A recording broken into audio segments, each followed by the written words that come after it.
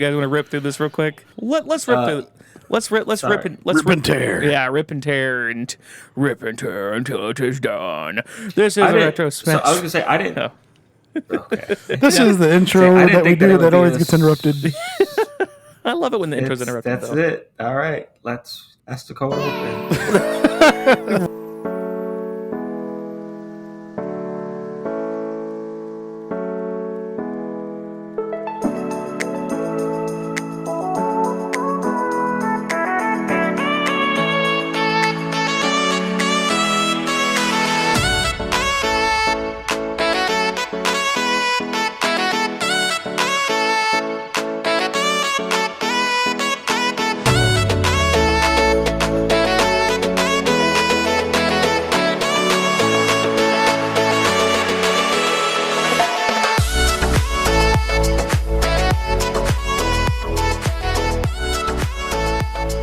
Talk about these nuts. Talk about these nuts. This is the Retro Smash Video Game Podcast. Wherever you are, wherever you may be listening, thank you for hanging out with us today, live from the Gene Parmesan Memorial Studios. We are a retro video game podcast where four old friends, except for three old friends tonight, sit around, drink beer, and talk old retro video games. I'm Weldy Time. Joining me here in studio is Andy. Hey, it's me, Mitch. It's me, Mitchio.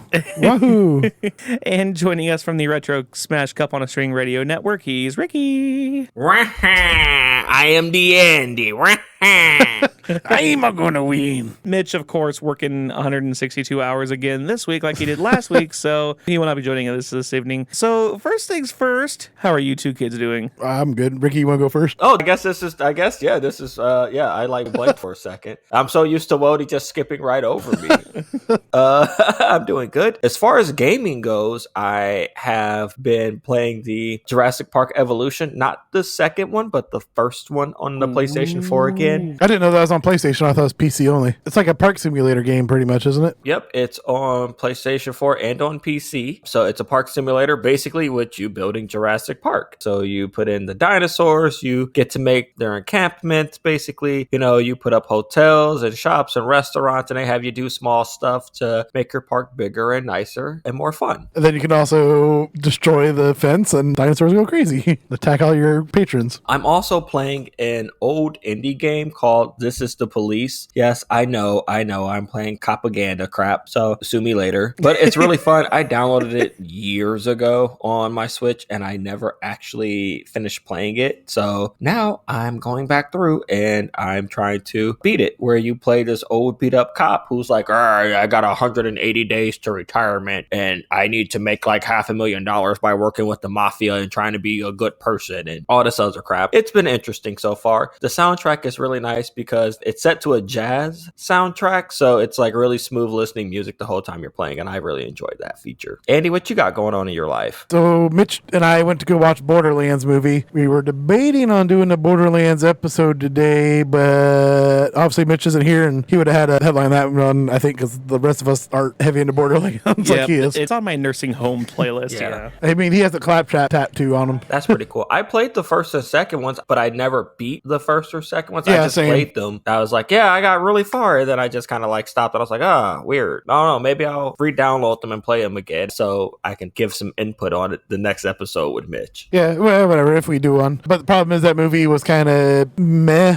Oh, I heard it was garbage. It wasn't awful, but it wasn't amazing by any means. It feels like everyone was just kind of phoning it in. Jack Black had some funny moments as Claptrap, but in the same sense, like, why do you guys just get the fucking voice actor of Claptrap? Why pay the extra money? Same thing with Mario. Just get fucking Marinette in there and not Chris Pratt to Mario. I agree. Other than that, I played a video game called Thank Goodness You're Here. It's a little cartoon type of game. You're a little tiny dude, like the size of like your thumb kind of thing. Oh, jeez. But you go around and you help people around in this weird British town. Matt Berry, he's one of the voices in it. There's literally two buttons. The one button is jump and the other button is smack. So you run around and you smack people. They'll talk to you, but sometimes they'll be like bent over doing something, and you smack them on the bum. They're like, oh, my bum. I don't know. And you're only like the size of a... How can you generate that much force? You change sizes. Oh. Sometimes you're like the size of a fire hydrant. Sometimes you're like a little itty bitty thing. You get stuck in a beer keg pump, so you're just floating around in this beer. There's Sign me up. It's all over the place. It's perverted. There's this part where you're walking past this fence hole, and the guy's like, "Would you like some sausage?" And he puts some sausage through the little peephole, and it just kind of dangles there for a minute, and then plops on the ground. Oh, I dropped my sausage. I don't know. It's weird and creepy, and it's silly. It was like $10 on Steam. I was like, fuck it. I'll play this real quick. I got half a minute to play this. Nice. That was my 2 things I did in the past 2 weeks besides editing, then working and getting phone calls from dumbasses, but nothing new there. Well, what you been up to? Long live the Doom 2016 speedrun. Uh-oh. I definitely put that one to bed. Did you find the BFG gun like you said? No. It was just one of those things where it's like, okay, as a speedrunner, you play a game a lot, so it gets repetitive. But the game inside itself maybe doesn't necessarily get repetitive. Okay. However, Doom 2016, after playing it for a while and then realizing that I'm finding these 4 things and do it, find these 3 things and do it, I guess there was less action. Like, I have to clean this area up before I move on. Because in the original Dooms, it's like, find the card, go kill some shit, do the awesome thing, and then get to the end of the level. Yeah. Like, it's... I don't know, there was just something about it that when you try to speedrun it, it just doesn't jive. Like, playing it casually is fun as hell, but doing a speedrun, it's like a slog. Like, I felt like the 2 missions, the back-to-back, were just the same things. If it was like, hey, get to this point, do this, kill some stuff on the way, find this, then it's like, okay, that's cool. But it's like, oh, you have to destroy the gore nests. It's like, all right, now that's a whole big thing because now I have to chase all these stupid things around and, kill them and kill these things. And it's like, oh, now I have to go to another area and do another gore nest as opposed to, finding something valuable there. It's just do this, go do. Do this, go do. It's like, to play it casually is fun, but to speedrun it, it's like, no. Like, I felt like I was doing really well, and then I realize I'm not even a third of the way through the game. Oof. Yeah, I'm not doing this for 8 more chapters. I'm done. Man. But what I did speedrun, I told you the last time I think we were together that I got my Bloodstained Curse of the Moon, sub 34. I have also got my Paw Patrol. Yeah. 106,000 channel points later. Paw Patrol, 53 minutes and change. Yes. And I'm going to submit my time, and I'm going to ask the moderators to retime my run because my cutscenes, or not cutscenes, but I was able to skip all the cutscenes, which is great. You can't skip the tutorials, which that's a thing. But my loading screens, I literally timed it. They were 30 seconds long. Each one was 30 seconds long. And I had Sextet look at it while I was doing the speedrun, and I'm like, what's going on? Why am I not going faster? This is a kid's game. I mean, obviously, I'm not playing it like a kid. I'm playing it like an adult. It's like, where am I not gaining speed on this? And he's like, well, in the world record run, their loading screens are only 3 to 5 seconds long, whereas mine are 30. So I do the math. It's like, 25 seconds times 20 cutscenes or 20 loading screens. That's 500 seconds. So that's almost 9 to 10 minutes. Damn. That could be a big difference. Yeah. It's probably not going to be a world record difference, but it's still a difference. I would assume they'd put you in a different category at that point because there's going to be PC and then Yeah, well, Xbox. I mean, Xbox is the same. Like, Xbox, the world record for Xbox is 41 minutes. Oh. And I'm coming in at 53, and I'm like, I don't feel like I'm wasting any time. Like, there's no giant time loss. No, when I was watching it last night, you had a few times where you missed the prompt. Oh, quick time event thing. The Everest thing, yeah, I was going a little too fast, and I missed the prompt where Everest had to shoot her grappling hook. Yeah, I missed that prompt a couple times. That is true, because, I'm a 34-year-old playing a game made for 5-year-olds. So obviously, I'm going to be very bad at it. My main goal for this is I want Madeline to speedrun it. I think that would be so fun. Even if she put like an hour and 18 minutes or 2 hours, just be like, hey, you now have a 4-year-old on speedrun.com. Like, that'd be kind of funny. I think she could do it too. I think she totally could. Even if she got like fucking 50th place, that's still like a prompt of like, hey, I'm on here. Yeah. It's something to brag about when you're a teenager. And I saw yesterday, I was kind of palling around before I went streaming, Shiny Zenny, who's like one of the top 5 Super Metroid speedrunners in the world. He had his daughter on, who's about Madeline's age, and she was playing Super Metroid, and she was actually pretty damn good at it for what it's worth. And I'm like, Madeline could do stuff like that. Madeline could absolutely do shit like this. Get that 2-player Zombies Ate My Neighbors speedrun. Yeah, we got to do that again. I got to bring her back in to help me with that. She got the first level down pretty well. Yeah. We get to about 4, and then I feel like I'd start bailing her out, but that's just because one of us has a bazooka, one of us doesn't. Yeah. It's like, I'll let you get all the neighbors so you get the extra lives. I'll do all the heavy lifting. You just get the neighbors. But it's just a matter of her running around and getting used to playing with the controller. That I think's going to be the biggest issue. Plus, it's a Nintendo controller, not a newer Xbox controller or something like that, where you only got 2 buttons and a D-pad. Right. Well, I think, yeah, she's going to have to play this one on Xbox. That's what I was playing on. So she's going to have to learn how to use it. You kids ready for this week's game? How about what we're drinking first? Again. Oh, yeah. Burn! Did you just burn me? Yes. Burn! Oh, snap. What are we drinking? I gave you some little moonshine there. What is that? Yeah, it is a Sugarland's Sippin' Cream Orange Dream Cream. That's a lot of names. Orange Dream Cream Liqueur. Damn, this stuff hits like a freight train. I like this. If you gave this to me in a giant glass, I would sip on this all night if it was chilled. This stuff was good. They do make it 750 milliliters. Oh, do not tell me that, because I would totally put it on ice. I'm not putting it on ice. Yeah. But yeah, it's going to be in a frozen cup, and that would be my weekend drink. Like, that would be great. Little summer day fucking hanging out in the yard. Mm-hmm. Yep. While you're drinking that, I am drinking Blake's new cider mill donut. It is a cinnamon sugar donut flavored cider. Ooh. If you want to take a sip, by all means. I will afterwards. Yeah, because it's almost apple cider season. Yeah. Yep. Apple cider season makes me horny. Jesus. Okay. There's an apple orchard in smaller city near us, and they have like a full 9-acre apple orchard, but I don't go for the apples because apples are terrible. But apple cider, There's some good ones. no, it's not the taste, it's the consistency. It makes my teeth feel weird. Well, there's different types of apples. You got like crunchy ones, you got soft ones. Ugh. Like cosmic apples fucking rule. If I wanted a soft apple, Honeycrisp. I would just eat a pear or a plum I guess. or a peach, but no. Millions of peaches. What else is in the beaches of peaches? Peaches for me. Peaches. What? We're all singing a different Peaches song. What the hell? All three of us are singing a different song about peaches. How the hell did this happen in our society? Too many peach songs. Bobby. Ricky, where you? Well, I'll go in here before Weldy skips over me as typical. I'm drinking a Natter Days, and mix it then I have one of those Broken Skull IPAs set up on deck after that. Oh, hell yeah. Did you see Hulk Hogan at the RNDC? Oh, yes. Oh my, yes, it was sorry, great. not to get The political. Hulkster is running. His racism is running wild on you, brother.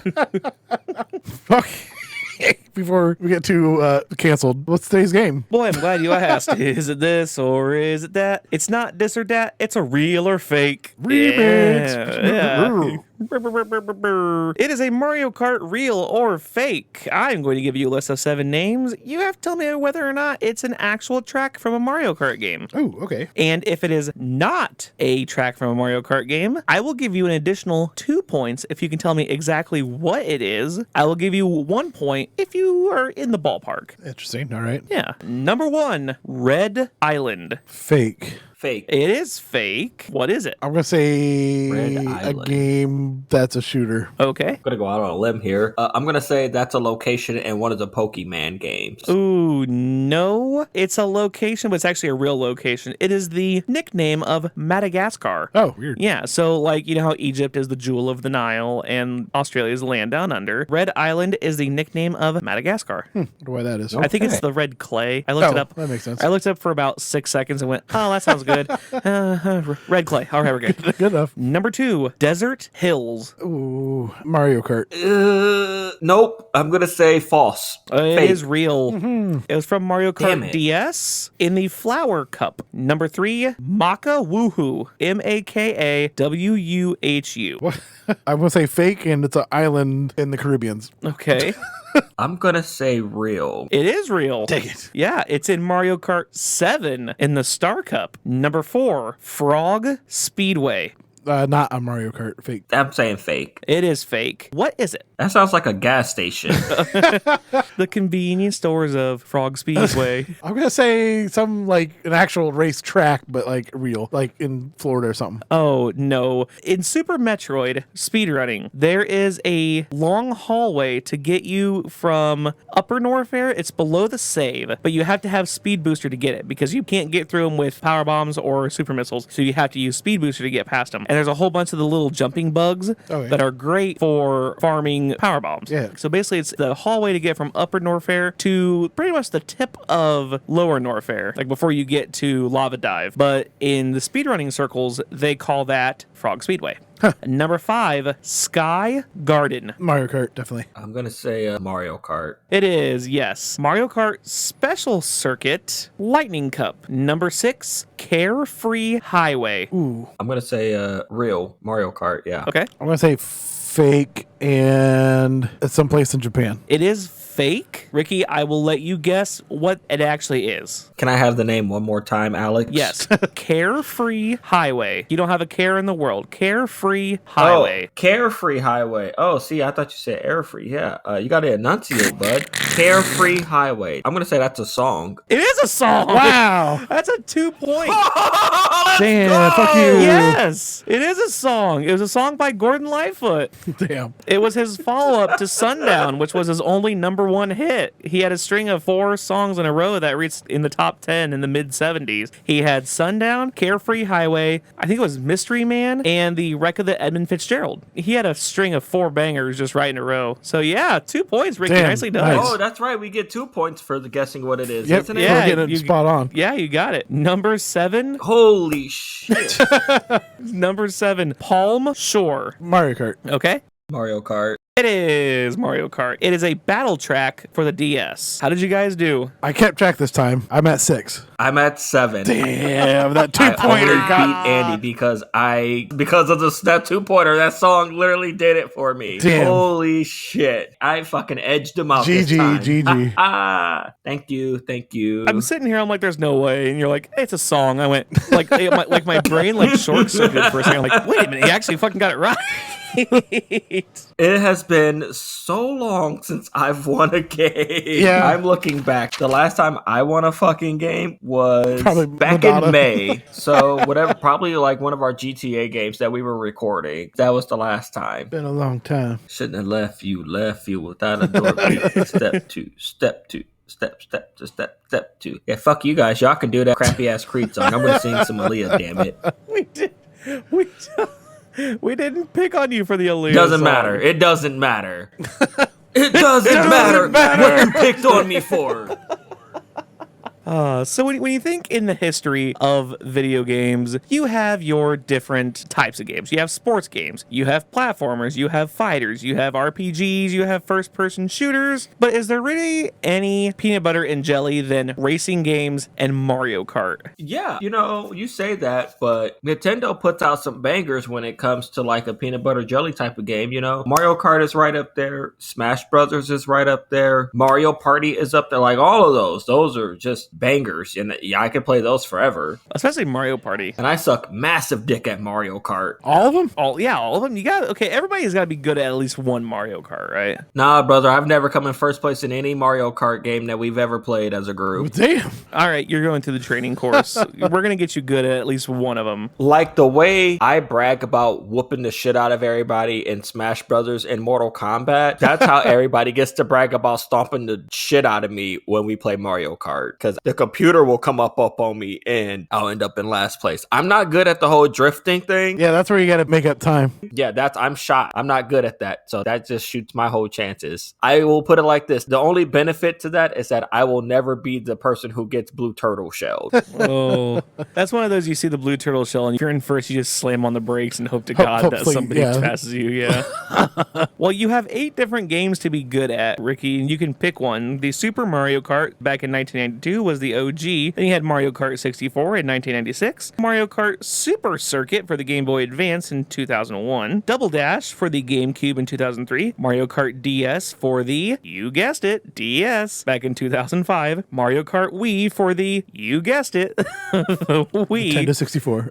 Oh, close. Back in 2008, you had Mario Kart 7 for the 3DS back in 2011, and you had Mario Kart 8 for multiple consoles, including the Wii U and the Switch. I'm combining 8 and 8 Deluxe. 2014, 2017 for the Wii U, and the Nintendo Switch. Andy, we will start with you. Oh, I was going to bring up the arcade Mario Kart. Oh, that is true. I've actually looked for those because there's one up at Large Play Place in Large City near us that rhymes with crazy pins. Paisykins. Paisy pins. Yeah, there's Paisy pins where it's Paisy bowling and Paisy games and Paisy putt and Paisy prices. Yeah. But they have one up there, and the first time I ever saw that and tried that out, it blew my mind, and it was great. Because it takes a picture of you, puts you on a little leaderboard thing too, doesn't it? And it has your little face above your guy. So if you're playing multiplayer, you can see the other guy like looking at you, making a stupid face. You're like, oh, I'm gonna kill that motherfucker. I've never had that kind of pent-up aggression while being at an arcade. We fly down the road and you get your red shell and you're like, all right, you're dead. Get out of here. Stuck between a claw machine and a and a skee ball. You're dead, motherfucker. The kid next to me playing like the Deal or No Deal. Mommy, he's scaring me. He's muttering under his breath. Memories for me, Mario Kart wise. So there's a weird, can't remember what the technical term is, but depending on what Mario Kart you played when you're like 13 to 14 years old, it's what you consider the best Mario Kart up until Mario Kart 8 came out. Because Mario Kart 8 is the best Mario Kart, hands down. Okay. Well, okay. I mean, if you want to play one of the old school levels, you can play it on the Mario Kart 8. Which I love. I mean, I played Mario Kart, Super Nintendo, Super Mario Kart when I was a kid, but I think Mario 64 took the top spot for me anyways when it came to Mario Kart up until Mario Kart 8. There's a bunch of glitches and stuff in that game too where you can do the cheats like Wario Stadium. We're right at the beginning. If you time your speed boost right at when Lokito drops the beep, boop, beep. If you get your speed boost just right, hit that first bump, you can jump over the wall and cut like half of that level out. Dang. I never did that. Yeah, it was pretty rad. If you timed it right, you can do it. Even the Rainbow Road, if you timed it right, because at the very beginning, there's that big drop. Oh, that's right. You're playing games that are linear. You're playing games that actually go up and down. I guess I'm used to playing the Super Nintendo version, which is all on a level flat plane. Yes. Yeah. But the Mario Kart 64, you can jump off the Rainbow Bridge and also cut off half the level if you can land your cart right and land on the bridge that's off to the side. Doesn't it actually, if you don't make that jump, will it actually put you in the closest spot to no, that? Or it'll take you back up to the beginning. Oh, back at up that where, point, where you fell off. Yes, which sucks because at that point you missed your jump and now you're way the hell behind because the rubber banding in that one wasn't as big as it is in like the newer ones. The rubber banding is so great. That's why I think Mario Kart Wii was set apart from a lot of them because of the rubber banding. Yeah. Because you had, people who were not very good at the game, but it's like, guess what? You're getting a bullet bill. Now all of a sudden you were in 12th. Now you're in 6th. Now you actually have a chance. Again. It's like the game wants you to keep playing. Yes. And it's great. And I actually like that. Where in Mario Kart for the Super Nintendo, you got a star and you had to deal with it. That was the best thing you can get. Or lightning, I guess. But even Mushrooms lightning didn't do. helped. Well, the mushroom helped one time. And the mushroom jump was always great. I think you could make the jump with the mushroom in Ghost Valley 2. Yeah, that little jump there. If you time your jump just right and hit the mushroom, you can jump that little gap. Mm-hmm. It's a feather or a mushroom, but I think you have It's supposed to use a feather, but if you time it Right. right, you can hit the mushroom jump. Yeah. Oh, also in the 64 one, there's the DK Jungle Parkway in the N64. That's the one where if you go off course, there's like coconuts hitting you and shit. So you can also skip that entire level by going backwards back into that little cave, and there's a little tiny gap in the wall that you can jump through that little gap, and then Lakitu will drop you back at the beginning, but you've jumped a whole entire lap. That's some Ready Player One shit Yeah, right there. so you so you just completely skip over an entire lap, and then you're just already in front of everybody. It's a hard glitch to do, but it's one of my favorite glitches. Nice. What else is in there? And then you got Princess Peach's castle. You can go up there and look around. You can't really do anything, but you just like drive around up there. Huh. I don't know. Then Mario Kart 8, probably my favorite of all of them because you got all the old school courses. You got the new ones. They redid the music for all the old school ones with the whole orchestra. Distinct memories of getting really fucked up on substances that should not be made because I could probably go to jail. God. But still playing Mario Kart and still winning. I'm like, fuck you, I'm still winning. Yeah, but at least you were staying home playing Mario Kart. That was always a good thing. Mario Kart and Mario Party were always great to play when Yes. you were super drunk or you were Fucked super up. high. Yep. Yeah. It was so great. Like, there's not a care in the world. It's like, we're just going to do this. The other memory I got was I was working at Walmart. I think it was Mario Kart 8 came out. And we would take our lunch breaks because we had an hour lunch break. Me and the other coworkers would just go play Mario Kart on the Walmart screen for our lunch lunch break. Okay, that's actually kind of cool. Those are my main Mario Kart memories. Ricky, what do you got? One of my main memories was playing Mario Kart on the Wii and using the steering wheel. Absolute terrible experience. I hated it through and through. Really? I did. I hated It didn't make it better? No, I hated the I didn't care for the steering wheel But either. you know what, though? I've played a lot of games using the steering wheels over the years. Like, I played Gran Turismo using the steering wheel, the controller, like the gas brake pedal. That was garbage. But I did have fun playing every Mario Kart game. I suck so bad playing Rainbow Road. Everybody else is like, I can drift, and I'm going all around, and I'm getting lapped. And I'm like, I'm doing 5 miles an hour so I don't fall off the side. You always fall off. Any Rainbow Yeah, Road. I do. I always fall off. Yeah, it doesn't matter. Like, I'm the guy who needs like the bumpers up for while playing Rainbow Road. That's me. I'm that guy. Even during the ghost levels with the actual bumpers, you would still hit the bumpers and then still fall off the road because the bumpers disappear after you bonk Yes, into them. you are correct, sir. Yes.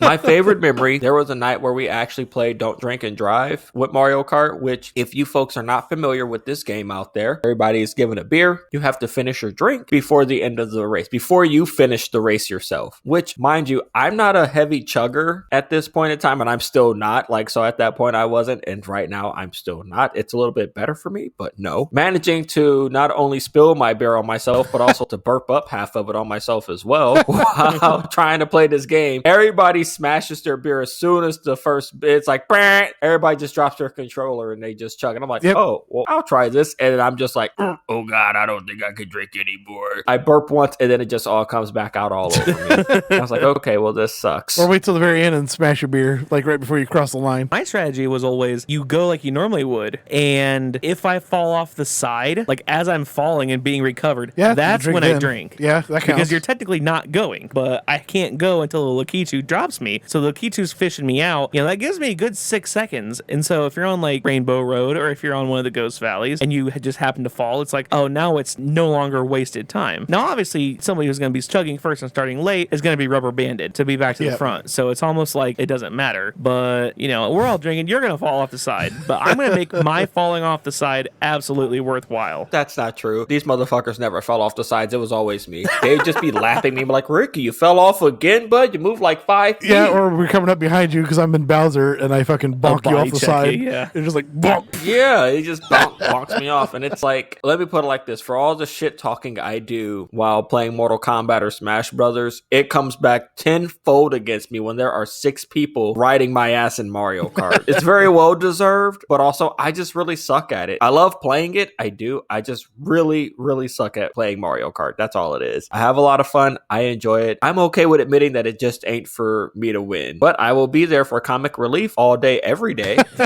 That's me in normal life. I'm not going to win or do well. I'm just here for comic relief. So, Baldy, obviously yours is Super Nintendo. Yeah, mine's the Super Nintendo, the Super Mario Kart, where I currently sit 15th in the world at all-time trials. And you're as the Koopa Troopa. Compared to most people who play Donkey Kong or... Yeah, Donkey Kong or Bowser. I was so sad whenever they removed Koopa Troopa from the N64 version and added Wario. I was so sad. They brought him back, though, right? Oh, eventually. Yeah. I think he came back in the DS or whenever the rosters were way expanded because he wasn't in the advanced version because we get to play the advanced version now if you have Nintendo Online, which is cool. You actually have access to like 3 Mario Karts if you do the Nintendo Online, kids. So just remember, if you have a Switch, you have the Super Mario Kart, you have Mario Kart 64 now, and you have Mario Kart for the Game Boy Advance, which is equally fun. Like, I actually played that a little bit. It's also linear. Like, there's not a whole lot of going up or going down that I remember, but it's still fun for what it's worth. You have a favorite level out of the Mario Kart series? Yes, the Mushroom Kingdom. The original Super Nintendo one? Or the Mario Kart 8? Yeah, Mario Kart 8. Yes, we'll say that. Yes. I'm a basic bitch, man. Get off my junk. I need the most basic track ever. Well, what's your favorite level? I mean, I love the Rainbow Road from the Super Nintendo one, but I don't know. I always like the Koopa Beaches because they're so fast. Like, that's a sprint. Like, all the other ones, like Bowser's Castle in the original game, and a couple of the donut planes, it's like, okay, this is going to be a 2-minute slog. Trying to guess the second time I've used that word this podcast. It is about 2.5 minutes long. It's like, ugh, I gotta do this. It's just drag. Whereas if you do a Koopa Beach or do Vanilla Ice, it's a 1:10 sprint. It's just all technical, and I love it. It's just quick, boom, bam, done. Get out to an early start, especially with the Super Nintendo version where you don't get rubber banded to the front. Your opponents get rubber banded to you. Like, oh my god, playing as Koopa Troopa in the actual circuits, my main rival is Luigi, and for some reason, Luigi, even in second, gets access to like 8 stars. What this? Jeez. You have to stay away from him. So when you get close to him in first place, boop, he uses a star. So if you touch him, you're going to spin out. It's cheap. That's why I do the time trials. I don't do the circus because the circus pissed me off. I think my favorite level is the Excite Bike level from Mario Kart 8. Oh, that one That's is pretty cool. fun. Just I because do it like that one. changes all the time, and it's just constant bumps and hills, and just constantly speed boosting through that whole dang level. The Baby Park is the other one I really love because it's also really short, but it's like instead of the normal 4 laps, it's like 16 laps. Yeah, I because think of it's how like tiny 20. it is. I think it's 25 laps. Yeah, believe it or something not. nuts. But you're just the whole time just zipping around in the circle, lapping people like 5 times. You're like, I passed you already, but okay, stay around to the next round. I was always hoping like Mario Kart would have real racetracks. You know, they have all these racetracks. Oh, here's the new racetracks. Here's racetracks from the past. It's like, what if they came out one day and was like, hey, here's Monaco, like the F1, or hey, here's Bristol Motor Speedway, or something like that. That'd be fun to do something like real courses. Now, obviously, they're going to be cartoonized. You don't want it too realistic. Well, they got one of those Game Boy ones. They do real places. I was waiting for those to show up in your little game. Oh. Like they do London and Paris. And stuff like I've that. seen that, yeah. Yeah. But I mean, it's still not it. You're still very compacted. You're not. You're not like are able to roam around and Yes. do fun things, or But you can see the Octothrope and whatever else. zoom tight. The background shit. I like the city ones too, like in Mario Kart 64, where you're driving down the highway and you're just bonking into buses and stuff. That was always fun too. It felt scary because you're like, I'm just gonna get ran over. So some jerk bonks into a car with a surfboard on the back of it, and you're flying down the road. So obviously yours is the Koopa Troopa. Do you have a second favorite character that you usually go to? No. No. No, I do. I race as Koopa Troopa whenever I'm doing Mario Kart 7 or 8. I guess if I had to use a second one, I would probably go as Yoshi. Okay. What about you, Ricky? I've always usually played as Yoshi whenever I play, primarily because they don't have Kirby. I mean, they got Link, sort of. I don't give a fuck about a Link. Oh, I forgot about the F-Zero levels. Those are pretty rad too. The big blue, you're just fucking flying down those. But one wrong move, you're off the road too. That's actually funny you say the F-Zero levels because I wanted to give a little bit of actual technical knowledge in this podcast about a game. Hey. I know. It's funny. Bullshitting. Yeah. So the development team... Totally not like we're actually going to see one of those. Hold on. Let me put on my nerd glasses and pocket protector. The development team set out to produce racing game capable of displaying 2 players on the same screen simultaneously using their newly developed Mode 7. In contrast to single-player gameplay from F-Zero, this led to simpler tracks than those of F-Zero. Computer and Video Games magazine suggests that the initial emphasis on creating a 2-player experience is the reason for the game's horizontal split screen during single player. So Masato Kimura, who worked on F-Zero, served as the lead programmer for Super Mario Kart. So notable of the development of Super Mario Kart was its use of the Mode 7 graphics. It was first seen in F-Zero. Mode 7 is a form of texture mapping available on the SNES, which allows a plane to be rotated and scaled freely, achieving a pseudo 3-dimensional appearance. OneUp.com credited the use of Mode 7 with giving the game graphics, which at the time of release were considered to be breathtaking, which it really was. Retrospective reflection on Mode 7 visuals were mixed, with IGN stating that the once revolutionary technology now looks crude and fickery. It's still pretty cool looking. The YouTube channel called Boundary Break, and you never get to see the front of your sprite because the back of that character is always what you see. As much as you turn the camera, that back of that character is just stuck to the camera. Now, where you have games like F-Zero and Mario Kart that use the Mode 7, there's a certain charm about those games, but there's also a certain charm about games like Super Off-Road or Rock and Roll Racing or Biker Mice from Mars, which I don't know if we've ever talked about that game.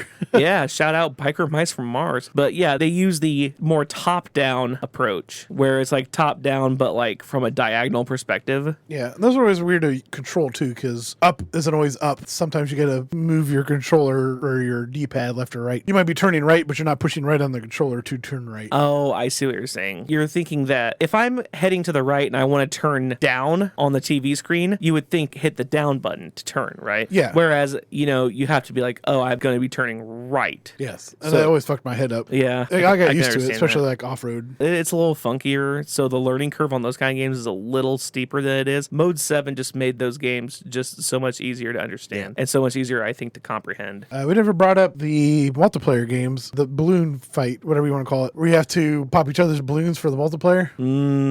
Good times. Yeah, those are my favorite, especially the original SNES and the Mario Kart 64. Get the multi-tap out. Yeah. Get the multi-tap out. There was no connecting. There was no connecting via Wi-Fi back in 1996. And screen peeking. Yeah, exactly. Hey, you look at it, you know where I'm at. You look at my screen. GoldenEye was notorious for screen peeking, but I think Mario Kart was a close second. What else was it? What Diddy Kong Racing? Okay, I'll put it like this. It's funny, since we're talking about Mario Kart thing, I actually preferred playing Diddy Kong Racing over anything else. Oof, that's a hard take. Interesting. It's a fun game. It was a fun game, and I enjoyed the balloon shooting and everything. I don't know, I just really enjoyed like the battle stuff, but I also just really enjoyed playing it. I don't know, I played that a lot with my cousin when I was younger, so I hold some pretty precious memories to that one. Being a young teenager in the summertime, carefree, and you get to play video games like the entire day, it's pretty amazing. And that was one of those games that I got to play carefree in the summertime, and it was pretty amazing. And I didn't suck playing that game. I actually came in first for a few races, so it felt kind of nice. That's why you like it, because you win at it. I got spoiled a little bit because I have a brother, shout out Ben, but we would play the fuck out of the multiplayer in 64. I did like the SNES one where sometimes you can use the feather and you just dodge the shell. And then that's the other thing too, on the original Super Nintendo, the shells didn't disappear. They would just bounce for fucking eternity. At a certain point, you just got like 20 shells flying all over the place. So they're trying to dodge these fucking shells. I wish they would bring a multiplayer type game like that with the Mario Kart 8, or maybe if they do a Mario Kart 9, maybe they bring that back. Maybe. They have like the coin chasing games. They do have like the balloon pop still, but it's like on the race map. It's like, you're going forwards, I'm going backwards. Maybe we're going to run into each other on this giant fucking map. Yeah, we just keep doing a figure 8 and we just keep literally chasing each other in a circle. Yeah, I can totally understand that. I didn't much care for that one. Speaking of not being cared for, I really don't care for this GameRant.com list. They have every Mario Kart game ranked. Number 10, they have Mario Kart Live Home Circuit, which I actually tried. My nephew got that for Christmas one year, and we actually tried it. It was okay for what it was worth. Like, it was actually pretty neat to try. I don't even know what that is. So, essentially, you hook up a whole bunch of, like, sensors and stuff around your house. Oh, the little go-kart thing. Yeah, and your Mario or Luigi has, like, a camera on it. Yeah. And you can actually race around your house. But the problem is you need a lot of space and you need, like, no carpet. And that's the biggest problem I think everybody's running into. Number 9, they said Super Mario Kart. They said, considering the original Mario Kart is over 30 years old, it doesn't hold up as well as the others. They said it laid the foundation, showed the possibility they could happen in the future, featuring a varied roster of characters and tracks, but it doesn't help out with the others. I'd put that over, like, I know that a lot of people love Double Dash, but I didn't much care for Double Dash. Oh, just hold all questions till the end of this tour. Number 8, Mario Kart Super Circuit. Great title, useful minimap, great tracks, rather outdated. Number 7, Mario Kart 64 on an older system. Number 6, Mario Kart Tour. It was an in-app game. Modern gameplay. It was hard to use touch control. Fucking the two OG Mario Karts? This is a recency bias, and you're going to see why. Probably because the kid's like fucking 20, and he's like, hey, it's my first job as a writer. Mario Kart. Mario Kart 7 was at number 5. Cons, no Waluigi. Weird character additions. Okay. Number 4, Mario Kart DS 2005. Number 3 was Double Dash. Number 2 was what I think the quintessential was, because I think it brought Mario Kart back from, not saying Double Dash and DS were like the dead, but Mario Kart Wii in 2008 was a fun game. Huge deal. The fucking Coconut Mall is like constantly stuck in my head. The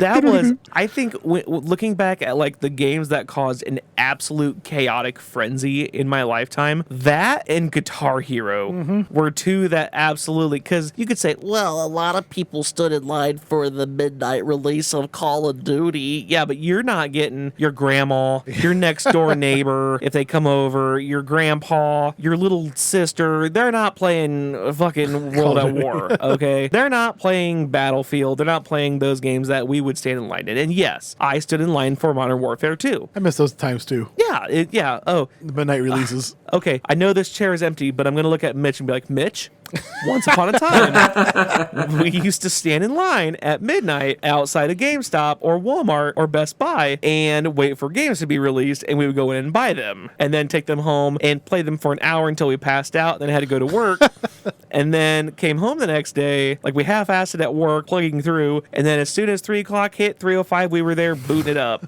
That's what waiting in line was. But talking about games that people actually, like everybody wanted to play. Guitar Hero and Mario Kart Wii, 2008. Yeah, that was the one. Back to my recency bias, Mario Kart 8 Deluxe, of course, number 1. That's the only thing I agree on that list. I mean, I do like 8, and it took me a while to get used to 8 because, like, Eric is probably the best Mario Kart 8 player I've ever met. I want to challenge him. I would pay money and sell popcorn to watch that because he's really good. But he's like, ooh, you gotta play 8. I'm like, there's 4 buttons on the Super Nintendo controller. Like, I can barely keep that handy. There's not that many buttons to play on the Mario Kart 8. You got shoot your thing and yeah, but you also drift. have like drifting. It was a big deal for me. Drifting was a huge learning curve. But that's been around since the Super Nintendo days. Yeah, but or no, N64. I think. Well, you can drift. You can drift in Super Mario Kart. A, if you hold it down for too long, you'll actually spin out. And B, you don't get a speed boost at the end. Yeah, I think Mario Kart 64 brought the speed boost in. You'd go back and forth, and then your dust would change colors. And once it hit red, that means you got your boost. Yeah, you don't get that in Super Mario Kart. So for me, who played the 1992 game, playing a game, I'm like, you Kong-fattened old kids, and you're, oh, back in my day, I was very back in my day. I do enjoy Mario Kart 8, and I do enjoy the newer titles, but Super Mario Kart will always have my heart. It'll always have my Super Mario heart. What do you think about that? Mario Kart heart. My Mario Kart heart. I'm going to bring up Luigi's death stare, only because it's here. Oh, one of the greatest memes. The chameleonaire, you see me roll.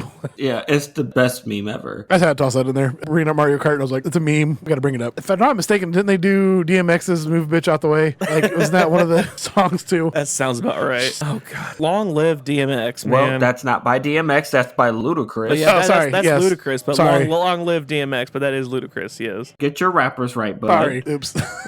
I got the chameleonaire part. Yes, by Chameleonaire, yes. I got a handful of fun facts, I guess. Let's do it. Yeah, let's hear them, bud. So in the Japanese Super Mario Kart, Peach and Bowser drink the champagne if they win, instead of the American versions where they just kind of like hold the glass. Peach kind of gets like a red rosy cheek look as she's like sipping out of the cup, and then Bowser's drinking it like his fucking... At a college party. Yeah, I was trying to think of that one Danny McBride character from Eastbound and Down. Oh. Shout out Eastbound and Down. I couldn't get any more information from this other than just this one sentence. The idea for Mario Kart came from a glitch in the Super Mario Brothers about a bouncing shell. And they're like, ooh, that'd be good for Mario Kart? I don't understand. I don't know. I looked at 3 different sites and they all repeated the exact same phrase, sentence per sentence. So I was like, okay, well, you guys just copied each other, so I don't have information for this. I don't know. Funky. Next one I got here. Every Mario Kart either has the Super Nintendo Rainbow Road or a fake item box. None of them have both. What? Oh, Yes. weird. Give me half a second. I will pull the list up because I took a picture of it because I was like, what the fuck? No way. Wait, no. So Super Nintendo obviously has the Super Nintendo Rainbow Road. 64 has the item box. Super Circuit has the Rainbow Road. Double Dash has the fake item box. DS has a fake item box. The Wii has a fake item box. 7 had the Rainbow Road. 8 has Rainbow Road. Deluxe has Rainbow Road. And Tour has the Rainbow Road. Deluxe has the fake item boxes. What? 8 Deluxe doesn't? 8 Deluxe does not have... 8 is regular 8. Mario 8 and Mario 8 Deluxe. Mario 8 doesn't have the fake item boxes? Nope. What? What? I had to double check because I was like, what the fuck? Is this real? I don't know. And then this is a weird one. I could not find any information of this, but this is something I remember from my childhood. I don't know if it was Nintendo Power or if it was one of those like Game Informer magazines. And it could have been an April Fool's joke. I really don't know. Apparently, if you go through a wall on the Bowser level in Mario Kart 64, it'll glitch out and it'll show a picture of Pam Anderson from Baywatch. Ooh, go on. It was never proven. No one ever could prove it. No one could ever find it. I searched and searched to find if that was even a real thing. I just distinctly remember reading that in one of those magazines when I was like a teenager because I was a fucking teenager who was horny for Baywatch. I couldn't find any information. Google's all fucked with AI stuff now, so it's hard to find stuff on there now. Those are some very fun facts. All right, it is that time. Happy time, people. Happy 15th anniversary Arkham Asylum. Hey. Yeah, released August 25th, so this will be a couple weeks from now, but August 25th, 2009 released. Wow, that's really neat. Happy 26th anniversary Tom Clancy Rainbow Six. I can't believe it's been that long. released August 21st of 1998. Happy 10th anniversary. I cannot believe it's been 10 years already. That's bonkers. Happy 10th anniversary, Five Nights at Freddy's. I mean, it felt like it was yesterday when it just came out. We just lost Ricky again. Oh, farts. We should just like have him say, wow, that's really cool, and like edit it after everything. And just edit him in. I can't believe it's been that long. Ricky, you got us? Can you guys hear me? Yes. Okay. Hey, do me a solid real quick. I need you to repeat after me. Okay, we're going to do something really funny. Now, you got to say it really emphatically. You got to say, wow, that's really neat. Wow, that's really neat. I can't believe it's been that long. I can't believe it's been that long. It felt like it was yesterday that came out. I mean, it felt like it was yesterday when it just came out. See, there we go. I kept reading a little bit. I didn't get too far into Happy Time, but I kept reading a little bit before we realized that you were out. So what we're going to do is we're just going to superimpose your voice going, wow, that's really neat, after like... after me saying a couple of these things. Just edit you in. Works for me. Wow, that's awesome. Yeah, that's great. Happy, I can't believe it's been this long either. Happy 10th anniversary, Five Nights at Freddy's. Wow, it's been that long? Wow, that's really neat.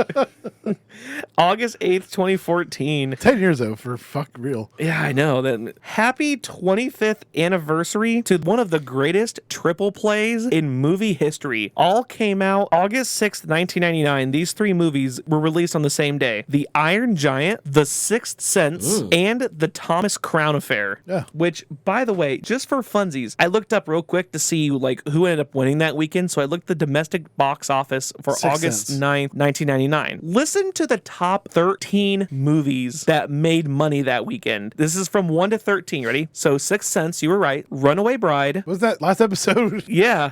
Still going on for a few more weeks. All right. The Thomas Crown Affair. Mystery Men. Ooh. Inspector Gadget. Ooh. Was that the Matt Perry one? Yeah. Matthew Broderick. Sorry. Yeah. No, yeah. The Haunting. American Pie. The original? Yeah. Wow. Star Wars Episode 1. Oh. Jesus. Lake Placid. Holy shit. Wild Wild West. Notting Hill, The Matrix, Oh. and The Mummy were the top 13. Apparently, The Mummy, even on this day, it was a Monday, August 9th, 1999, made $56,000. Wow. It's the Wild Wild West. Wow, wow, West. Honestly, that's a banger lineup, like at a movie theater. I swear to God, it's amazing. I always thought for the longest time, like 1993 was the best year for movies. 99 is up there. 99 is pretty solidly inserting itself up there, along with like 2007. I think, so yeah, Bigger, Longer, Uncut, South Park was 99 also. Was it? I thought it was 98. I'm pretty sure it was 99. Oh. Because I remember watching Star Wars one week and then watching that the next week. Oh, that's tight as fuck. Yeah, because they have a Jar Jar joke in the fucking South Park movie. Oh, that's awesome. You got anything for Happy Time before I have my big finale I got story? a handful here. Go for it. 20 years ago, the Venture Brothers first premiered on Adult Swim, so that makes me feel old as shit. Yep. Yeah. I am still wanting to get a Brock tattoo, but I'm not sure where. Also, 33 years ago, all these premiered on Nickelodeon, Rugrats, Doug, and the Ren and Stimpy show 33 years ago. So That's a banger lineup right there. If I remember correctly, the order in which they premiered, it was Doug, and then Ren and Stimpy, and then that led into Rugrats. that's weird. Why would Rugrats be after Ren and Stimpy? Right. Because it's the better show. I was gonna say Ren and Stimpy's kind of controversial. I imagine at the time they weren't expecting it to be as controversial guess. as it would have turned out to be. And probably things in 92 weren't as controversial as they are today. Well, I don't know if you've ever seen those Too Hot for TV episodes of Ren and Stimpy. Yeah. Mm-hmm. Yeah. They're cutting some wood, and boy, that wood got cut. It sure did. I do have one last one. Happy return to the Victory Achieved Boys. They just released an episode again. Yes. Yes. Great episode. Give that a download if it's in your podcast. Even though I don't know a lot about Elden Ring, listen to them catch up. The beginning and the end were great. Everything in the middle was great, but it's like I know nothing about what any of that stuff is, but I'm just like happy to be there. But if we have to do a Souls game, you might need to learn a little bit about the. Oh Oh, God. Gross. Squeezing this in, edited because we had to cut short because we kept dropping Ricky. Yep. Type difficulties. Quick, play Spanish Flea. But I got to toss in this Patreon because thank you, Dan 8 Streetcar, again for supporting us. You can also get a shout out too by supporting us on Patreon for only $1. If you give us $3, you can hear the behind the scenes Ricky ramblings where we talk about whatever the hell we talk about before we record. $5 can get you a video game request. Toss us a game, we'll review it just like we did for Metal Gear Solid. And $10 can you take us higher, we'll get you that t-shirt. If I got any left, we'll probably be doing another order once I have enough to order for. Wow, that's crazy. Wow, that's really neat. Wow, I can't believe... Oh, wait, wrong way. I can't believe it's been that long. Oh, also check out on Patreon. I posted the upcoming episodes, so you can take a look at that, too, if you want to see what's coming up and what ideas we got. Ricky, you got anything? I do not. Go and support your local sex workers, gang. Or you could do what this lady did and supported herself. Happy trails, lady who just wanted a little chicken action. Is this like the clown person from last time? Not quite. It's a little more... She's getting jail time for this. Let's put it this way. A former food service director at a school district in the Chicago area has been sentenced to 9 years in prison after admitting she stole $1.5 million worth of chicken wings. What? What do you do with all those chicken? Chicken wings are like 50 cents. No, they are not that cheap. No. Chicken wings are fucking expensive. And they don't sell chicken wings hella cheap anymore. Getting 6 wings is like $10 Okay, now. so $1 million worth of chicken wings, $10. I saw that story earlier today and was completely mind fucked as to how someone steals like $1.5 million worth of fucking chicken. Where do you wings. put the chicken wings? Like, how do you steal that much? That's so, what were these like royal chickens that the wings were made from? I'm just so confused. Boy, I'm glad you asked. How did Vera Liddell steal the chicken wings? I'm glad you asked. Liddell's job involved placing orders with Gordon Food Services, a main supplier for the school district, prosecutors said, according to ABC News. She placed the orders and did the billing, but kept the chicken wings between July 2020 and February 2022. Between August and November 2021, Liddell ordered more than 11,000 cases of chicken wings from the food provider and then picked up the orders in a district cargo van. The chicken theft operation was discovered in 2023 when an audit found the district's food service department exceeded its annual budget by $300,000 halfway through the school year. We just lost Ricky again. Either Discord is being a piece of shit or it's one of our devices, gang. But I keep getting disconnected from this fucking call like 3 or 4 times now, and it is actually driving me crazy. We're going to cut this in 3, 2, 1. Make sure you follow Ricky, Andy, and I on our respective social media platforms and show some love and write all your emails to retrosmash@gmail.com. That is retrosmash@gmail.com. From all of us here at the Retro Smash Video Game Podcast, good night, Canada. Good night, Canada. Keep your stick on the ice. Sorry we cut it short. Good night, Australia. In Australia. And whoever's in Germany, you're awesome. Yes. Frankfurt, I don't know who you are, but you're cool. Yeah, you're all right by me, bud. You're all right by me.